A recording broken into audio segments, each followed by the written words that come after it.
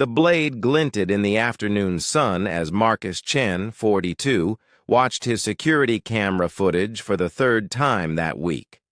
There she was again, his neighbor Patricia Hendricks, methodically cutting a 6-inch gash into his custom thermal pool cover with what looked like garden shears. 4 months.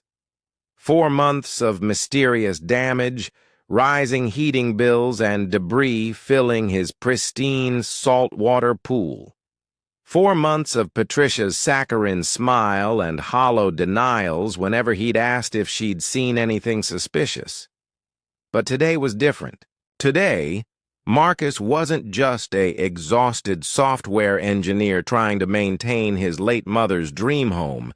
Today, he was the newly elected coordinator of the neighborhood's legendary annual summer barbecue. And what Patricia didn't know was that the power she'd been wielding through social manipulation was about to become his greatest weapon. Before we see how Marcus transformed neighborhood politics into the ultimate revenge, if you love stories where entitled neighbors finally face consequences and justice gets served with a side of perfectly grilled karma, smash that like button and subscribe. Now, let's watch this power shift unfold. This is a story in 3 parts. The violation that turned a peaceful man's inheritance into a nightmare. The confrontation where a community leader discovered his neighbor's true nature, and the resolution, where social currency became the ultimate form of justice. In the first part, you'll feel Marcus's mounting frustration as his mother's legacy, a beautiful pool she'd saved decades to build, suffered systematic destruction. The emotional weight of protecting her memory while facing someone who smiled to his face and destroyed his property behind his back. The sleepless nights reviewing footage, the moment he realized the vandalism wasn't random, and the sickening discovery of exactly who was responsible. But it's the failed attempts to resolve this peacefully that pushed a gentle man to finally fight back. In the second part, witness the confrontation that changed everything. Marcus didn't just catch Patricia in the act. He revealed he'd been documenting everything for weeks. The moment her carefully constructed neighborhood persona cracked when he showed her exactly what he knew. The calculated ultimatum delivered by a man who'd just been handed unexpected leverage through his new community role. Watch as the same social network she'd used to manipulate others became her greatest vulnerability. In the third part, see justice, delivered not through courts or confrontation, but through something far more devastating to someone like Patricia, social consequences. The punishment that fit the crime perfectly, the unexpected allies who emerged once the truth surfaced, and the resolution that proved sometimes the best revenge isn't getting even, it's simply letting someone face the natural consequences of their own actions. Here's exactly how it happened. Marcus Chen had promised his mother he'd keep the pool perfect. She'd passed away 18 months ago after a fierce battle with cancer. And in those final weeks, she'd squeezed his hand and made him swear he'd maintain the saltwater pool she'd spent 30 years saving to build. It had been her sanctuary, the place where she'd taught Marcus to swim at 5, where she'd floated peacefully during chemotherapy treatments, where she'd smiled genuinely for the last time. Marcus, a senior software architect who worked remotely, had inherited the modest 3-bedroom ranch in the quiet Riverside Meadows subdivision.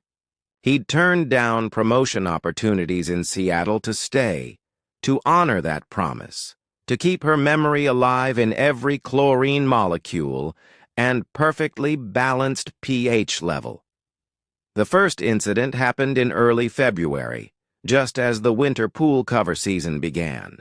Marcus discovered a small tear near the eastern edge of his $1,500 thermal cover, a 3-inch slash that looked almost surgical. He'd assumed a falling branch during the ice storm 2 nights prior, filed it mentally under spring repair projects, and moved on. The pool sat in his backyard, surrounded by a 6-foot privacy fence his mother had insisted on installing, with motion sensor lights he'd upgraded after her death. No big deal. Things break. The second incident arrived 3 weeks later. Marcus came home from a rare in-person meeting to find another gash, this one nearly 5 inches long, cutting across the cover's reinforced center section. The tear was too clean, too deliberate. No branches nearby, no storm damage. He'd stood there in the February cold, his breath fogging, staring at the destruction and feeling something twist in his chest. This was intentional. Someone was doing this on purpose. He'd immediately checked his security cameras, the ones facing the street, the driveway, the front door, but his backyard system had been acting up since the last software update. Of course it had. The third incident broke something inside him. Mid-March, returning from his weekly grocery run, Marcus found the cover shredded in 2 places, a total of 9 inches of destroyed material. But worse, far worse, was what he found floating in the frigid water when he pulled back the damaged section. His mother's favorite pool float, the flamingo she'd named Francine, had been deliberately punctured and sunk. Marcus had saved it, kept it inflated in the garage as a memorial. Now it was ruined, maliciously destroyed, a violation that transcended property damage and became something personal.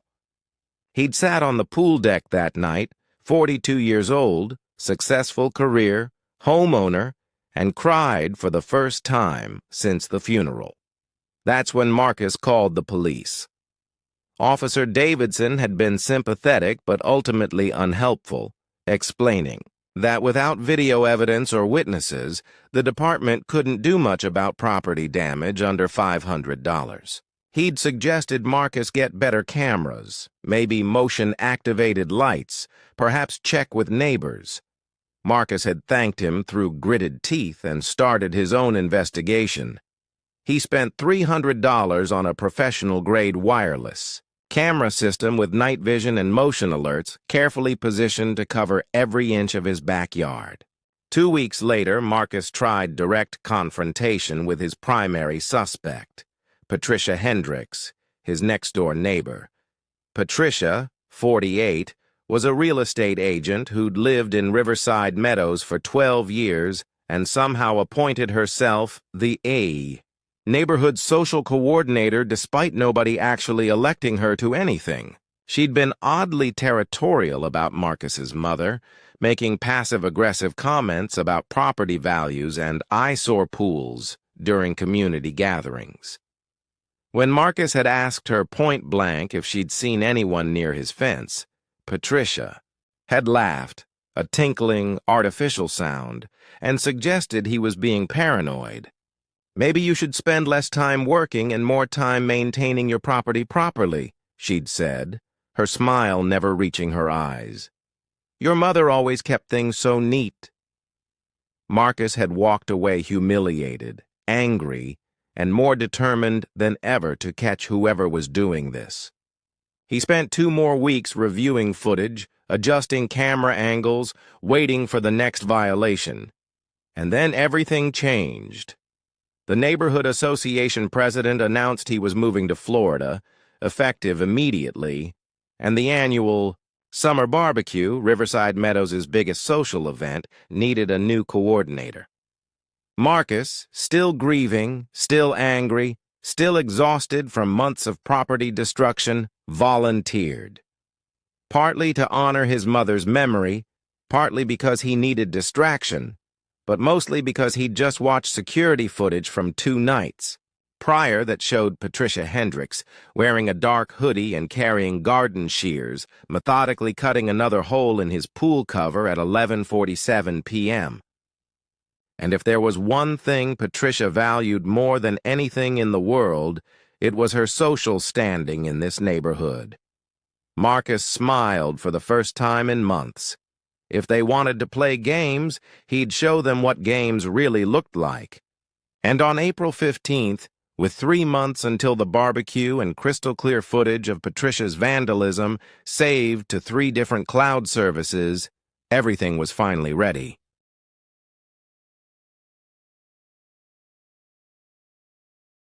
Marcus caught her on a Thursday evening at 10:23 p.m. His phone buzzed with a motion alert while he was reviewing barbecue vendor contracts. There she was, Patricia Hendricks, same dark hoodie, same garden shears, approaching his fence from the shadowy gap between their properties. Marcus had spent the last 2 weeks preparing for this exact moment. He'd installed emergency contact information for the neighborhood watch, reviewed local trespassing laws, and most importantly, ensured his new camera system captured audio along with 4K video. He moved through his dark house like smoke, pulled on a jacket, and stepped quietly into his backyard. Patricia was already at the pool cover, shears poised, when Marcus hit the motion sensor floods. She froze like a deer, face fully illuminated, garden shears gleaming in her hand. "Evening, Patricia," Marcus said calmly, his phone already recording. "Lovely night for property destruction, isn't it?" Patricia's expression cycled through surprise, fear, and then settled on indignant anger. "Marcus, you scared me to death! I thought I saw something suspicious in your yard and came to check. Save it!" Marcus's voice was ice.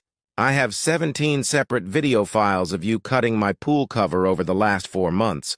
Tonight makes 18. Every incident, every gash, every violation. Time-stamped, high definition, with clear facial recognition." He watched her face pale even under the bright lights. "What I find fascinating, Patricia Marie Hendricks, 48, of 2847 Riverside Drive, married to Robert Hendricks, senior loan officer at First National Bank, mother of 2 college students, is why someone with your reputation would risk criminal charges for vandalism and trespassing." Patricia's shears lowered slightly. "You don't know what you're talking about." "I know everything." Marcus pulled out his phone, swiped through files. "I know you've been telling neighbors my pool is bringing down property values since my mother died. I know you tried to convince the HOA to force me to fill it in, but we don't have pool restrictions. I know you made 3 anonymous complaints to code enforcement, all dismissed because my property is perfectly maintained." He stepped closer, his voice never rising above conversational level. "I know you resented my mother because she refused to sell you her house at below market value 10 years ago when you wanted to flip it. And I know that when I inherited it and kept that pool running, the pool you'd already convinced 2 potential buyers was a liability. You decided to make it a liability." Patricia's hands were shaking now. "This is ridiculous. You can't prove—" "I can prove all of it." Marcus switched his phone to speaker and played 15 seconds of crystal-clear footage. Patricia cutting the cover, her face visible, the date stamp showing March 3rd. Then another clip. Then another. "But here's what's really interesting, Patricia. You don't know what I do for a living, do you? Senior software architect. I specialize in security systems and data forensics, which means I didn't just catch you. I documented you, compiled you, created a complete timeline that any judge would absolutely love to see."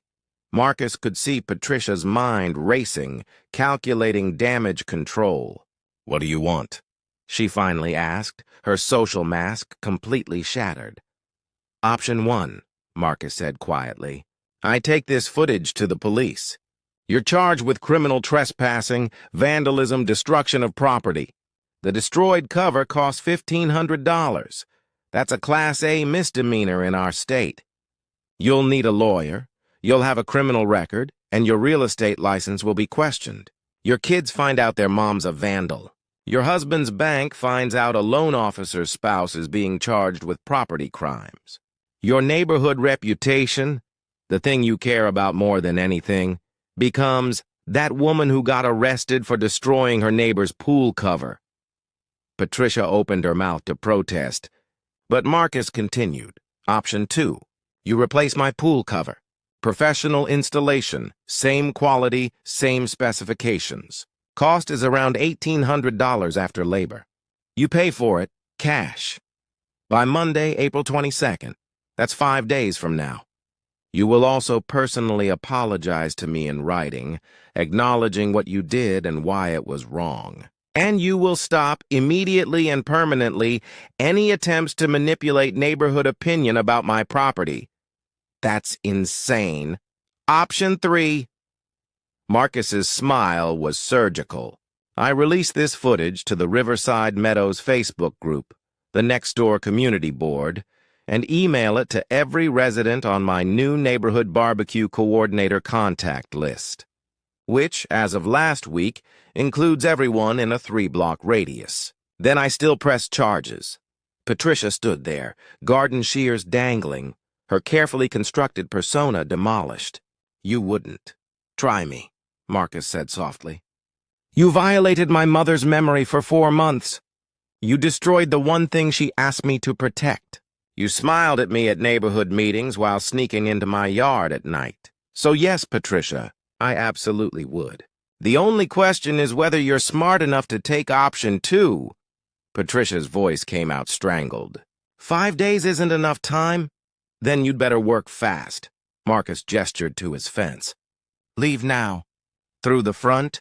If I ever catch you on my property again, I'm calling the police immediately and every video file goes public. Are we clear? Patricia nodded once, dropped the shears in shock, and scrambled toward the fence gate. Marcus watched her disappear into the night, then collected the fallen shears with a gloved hand and sealed them in an evidence bag he'd prepared weeks ago. He stood in his backyard, surrounded by his mother's carefully designed landscaping, next to the pool she'd loved so much, and smiled for the first time in months. Because justice, when served with patience and preparation, was incredibly satisfying. Monday morning arrived with unexpected punctuality. At 8:47 a.m., Marcus watched from his home office window as a professional pool service truck pulled into his driveway. 2 workers spent the next 3 hours removing his shredded cover and installing a brand new thermal cover. Upgraded model, better warranty, more durable material. Patricia hadn't appeared, but a white envelope had been left in his mailbox at exactly 8:00 a.m., containing $1,800 in cash and a 1-page typed apology that read like it had been drafted by a lawyer, acknowledging the damage, accepting responsibility, promising no future contact or interference. But Marcus wasn't finished. He'd spent the weekend making careful phone calls, and what he'd discovered had changed his entire approach to the neighborhood barbecue planning. Turned out Patricia had been manipulating community events for years, secretly excluding families she didn't like, spreading rumors about property values to encourage people to sell, creating drama to maintain her position as the neighborhood's social gatekeeper. 3 different neighbors, once they learned Marcus was the new coordinator, had quietly shared stories of Patricia's interference. The young couple whose barbecue attendance had been accidentally left off last year's invitation list. The retired teacher Patricia had accused of letting his lawn deteriorate. The single mom Patricia had tried to prevent from joining the neighborhood book club. Marcus spent Tuesday through Thursday completely restructuring the barbecue. He created a democratic planning committee, sent personalized invitations to every single household, especially those Patricia had historically excluded, and posted transparent updates in the community Facebook group. He'd included a simple policy statement. All Riverside Meadows residents are welcome. No exceptions. The response had been overwhelming. Families who'd stopped attending under Patricia's coordination suddenly volunteered to help. The event, scheduled for July 20th, was shaping up to be the largest in the neighborhood's history. The complication arrived on Friday morning. Patricia appeared at Marcus's door at 7:15 a.m., makeup perfect, smile forced, holding a casserole dish. Marcus, I wanted to apologize properly. Face to face. And I'd love to volunteer for the barbecue planning committee. No. Marcus said it simply, without elaboration. Patricia's smile cracked. Excuse me? You're invited to attend the barbecue as a guest, Marcus explained calmly. But you won't be on the planning committee. You won't be coordinating activities. You won't be managing the guest list or vendor relationships. Those roles are filled. This is my neighborhood, too. Patricia's voice rose, the social mask slipping. I've organized this event for 6 years. And during those 6 years, Marcus interrupted, you've excluded families, spread rumors, and created divisions. I've spoken with a dozen residents who've shared very concerning stories about your coordination style. So no, Patricia, you don't get to turn vandalism and 4 months of property destruction into a leadership opportunity. Patricia's face flushed red. You can't do this. I'll complain to the HOA. The HOA president is thrilled with the new democratic approach, Marcus said. He's on the planning committee. So are the Johnsons, the Ramirez family, and Tom Chen. No relation. Would you like me to share why you're not included? I have video footage that might explain things. Patricia went pale.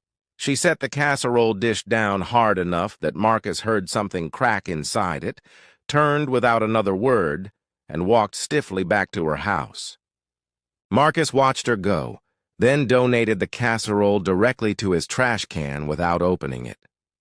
The community reaction unfolded organically over the next 2 weeks. Word spread, not from Marcus, but from the families who'd finally been included, from neighbors who'd watched Patricia's influence wane, from people who'd quietly resented her manipulation for years. At the May Neighborhood Association meeting, 3 different residents publicly thanked Marcus for opening up the barbecue planning. Patricia had attended, sitting in the back row, her expression tight and controlled as she watched her social currency evaporate. She'd tried to interject twice during planning discussions, but other residents had smoothly redirected conversation back to Marcus's inclusive approach. By the end of the meeting, it was clear. Patricia's reign as neighborhood gatekeeper had ended. 2 months later, on July 20th, the Riverside Meadows annual summer barbecue broke attendance records. Over 80 families participated, including several who hadn't attended in years. Marcus had arranged for professional catering, a live band, and activities for every age group. He'd personally greeted every single attendee, learning names, making connections, building the kind of genuine community his mother had always envisioned. Patricia had attended for exactly 45 minutes, arriving late, standing in a corner with 2 other real estate agents, and leaving early without speaking to anyone. Marcus had watched her go, feeling neither triumph nor vindictiveness, just a quiet sense of justice finally balanced. The following week, Marcus got a text from his former neighbor Tom Johnson. Hey man, wanted you to know, Patricia's trying to sell her house. Robert told my wife they're relocating to her sister's town in Ohio. Guess she couldn't handle not being in charge anymore. Marcus had read it twice, then set his phone down and walked out to his backyard. The new pool cover gleamed in the late afternoon sun, pristine and undamaged. He'd floated Francine 2.0, a replacement flamingo he'd special ordered with weatherproof materials, in the crystal clear water. His mother's garden bloomed around the pool deck, carefully maintained, exactly as she'd designed it. Marcus settled into a lounge chair, cold drink in hand, and smiled. He'd learned something valuable over these exhausting months. Justice doesn't always come from courtrooms or police reports. Sometimes it comes from refusing to be victimized, from documenting carefully, from understanding that the people who hurt you often care most about things that can't be protected by locks or fences. Patricia had valued her social standing above everything, above honesty, above decency, above basic neighbor relationships. And when that standing became the very thing Marcus controlled through his coordinator role, the punishment had fit the crime perfectly. Because in a neighborhood that thrived on community connections, Being slowly excluded from that community was far more devastating than any legal charge could ever be.